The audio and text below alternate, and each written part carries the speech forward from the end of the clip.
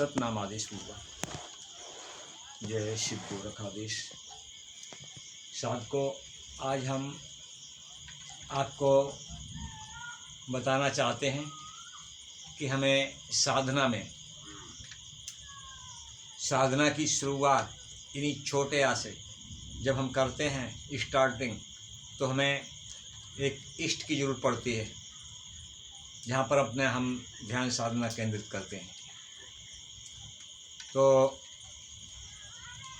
अगर जो साधक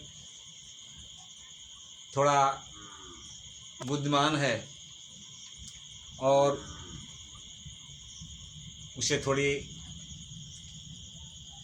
जानकारी है, तो जो साधना हम किसी भी अपने इष्ट के माध्यम से हम अपनी साधना को ऊपर ले जाते हैं, और जो हम शक्ति और पावर और मानसिक पावर को प्राप्त करते हैं, वो पावर हम किसी को भी अपनी साधना का ध्यान केंद्र बिंदु बनाकर हम साधना कर सकते हैं। तो साधकों, हम और वही शक्ति वही पावर प्राप्त करते हैं। ज़रूरी नहीं है कि ये हमारे जो पौराणिक ही देवी देवता हों तभी हमें उतनी शक्ति मिल पाएगी। हम स्वयं का चाहे तो हम स्वयं की साधना करके हम वही पावर प्राप्त कर सकते हैं जो हम पौराणिक इष्ट की साधना करके हम प्राप्त करते हैं। तो इसमें हम मसला देना चाहते हैं, आपको बता रहा हूँ कि इसमें हम दैत्य और अदैत्य के बारे में थोड़ी चर्चा करता हूँ। यहाँ पे आप अपनी साधना का केंद्र बिंदु कुछ भी रखिए, ठीक है, लेकिन साधना होना चाहिए, एकाग्रता होना चाहिए। जिसे भी अपना साधना का केंद्र बिंदु बनाएं, आपको विश्वास होना चाहिए, ये भी आप सफल होंगे। और जहाँ पर आपको विश्वास नहीं है, वहाँ पर आपकी साधना नहीं हो पाएगी। तो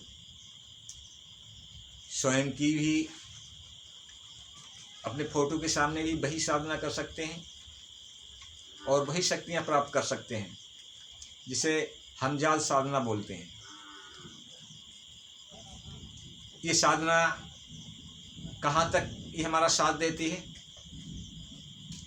ये साधना हमारा सिर्फ आज्ञा चक्र तक ही ये हमारे इष्ट जो हमारे ध्यान के केंद्र बिंदु हैं, ये हमारे आज्ञा चक्र तक भी सीमित हैं।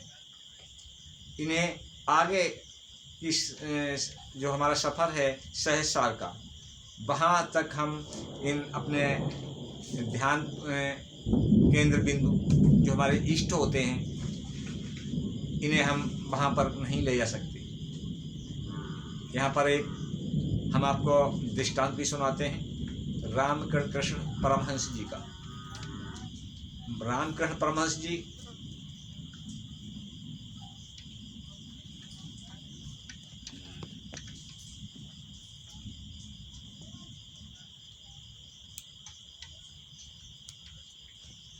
हाँ, सबको वो हम माइक देख रहे थे। रामकृष्ण परमहंस जी महाकाली के भक्त थे। उनकी साधना का केंद्र माता काली थी, और माता काली को ध्यान में रखे रामकृष्ण जी ने साधना की।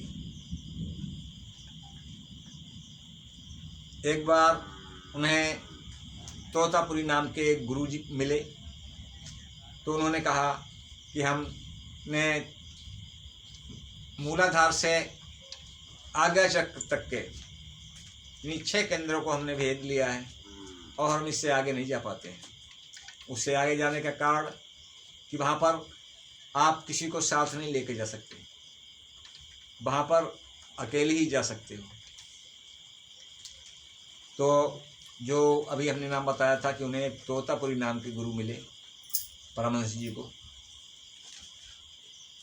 तो उन्होंने कहा कि तुम्हें यहाँ तक इसके सहारे पहुँचे हो, जिसके सहारे आप यहाँ तक आए हो उन्हें आपको छोड़ना पड़ेगा, उन्हें आपको कत्ल करना पड़ेगा।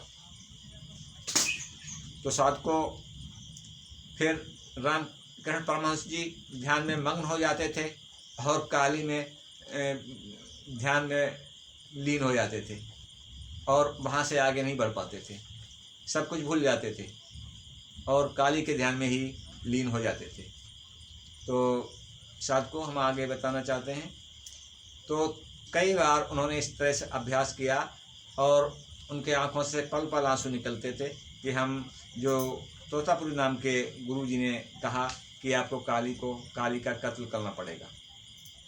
तो साधको रामकृष्ण परमहंस जी बहुत ही दुखी थे कि हम ऐसा कैसे कर पाएंगे। तो गुरु जी से पूछा कि हम काली को कैसे खत्म कर पाएंगे, कैसे मार पाएंगे हम, तो और किस हथियार से मारेंगे।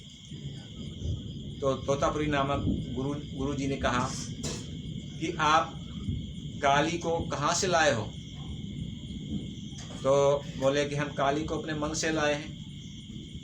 तो मन रूपी ही तलवार से आप काली का कत्ल करेंगे। तो ये कह के कि तलवार कटार जो है आप मानसिक रूपी ही कटार लेके से ही आप काली का कत्ल करेंगे। फिर ध्यान में बैठे, ध्यान में गए, काली में लीन हो गए, सब कुछ भूल गए जो तोतापुरी नामक गुरु जी ने कहा था। तो फिर तोतापुरी नामक गुरु जी ने कहा कि देखो, जब तुम ध्यान में जाओगे तो हम आपको एक संकेत देंगे और जब संकेत देंगे उसी वक्त आप काली का कत्ल कर दो और फिर आप जो है आगे बढ़ जाओगे। आज्ञा चक्र से आगे बढ़ने के लिए वहाँ पर अद्वैत घटित होता है। यहाँ तक तो द्वैत रहता है, यहाँ तक आपका इष्ट साथ रहता है आज्ञा चक्र तक। तो साधको जैसे ही ध्यान लगाया, ध्यान में लीन हुए रामकृष्ण परमहंस जी। जब ध्यान में लीन हो गए तो गुरु जी ने उनके माथे एक कांच का टुकड़ा उठाकर उनके माथे पर छेद दिया और उन्हें याद आया। फिर उन्होंने मानसिक रूपी कटार से काली का कत्ल कर दिया और वो समाधि में चले गए। तो साधको ये दृष्टांत आता है कि कई घंटों के लिए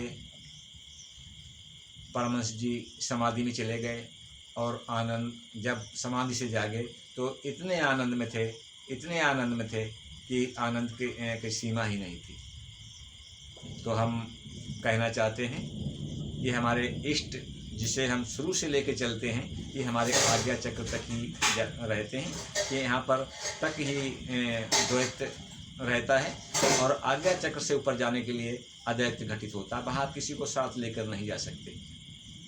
तो ये टॉपिक हम यहीं पर समाप्त करते हैं कि हम किसी की भी, जहाँ पर हमारा विश्वास हो, वहाँ से हम साधना शुरू कर सकते हैं और हम अपनी जो शक्तियों को पा सकते हैं।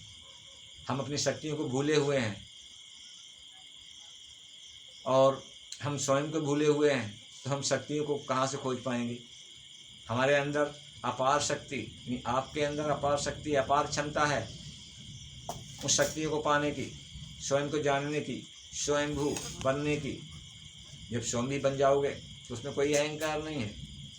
आपको सब पूरी दुनिया जो अनेक है, अनेक में एक दिखेगी, अनेक में एक दिखेगी। कि हम संसार की दृष्टि से देखो तो हम अनेकों हैं। अध्यात्म की दृष्टि से जब पहुँचोगे अद्वैत में जब, तो आपको सब एक ही दिखाई देगा। तो साधको ये हम वीडियो यहीं पे समाप्त करते हैं। जय श्री गोरखाधीश। और इस चैनल को सब्सक्राइब अवश्य करना और शेयर भी करना, जो हमारा वीडियो दूसरे लोगों तक पहुँचे और वो उसका लाभ उठाएं। जय श्री गोरखाधीश।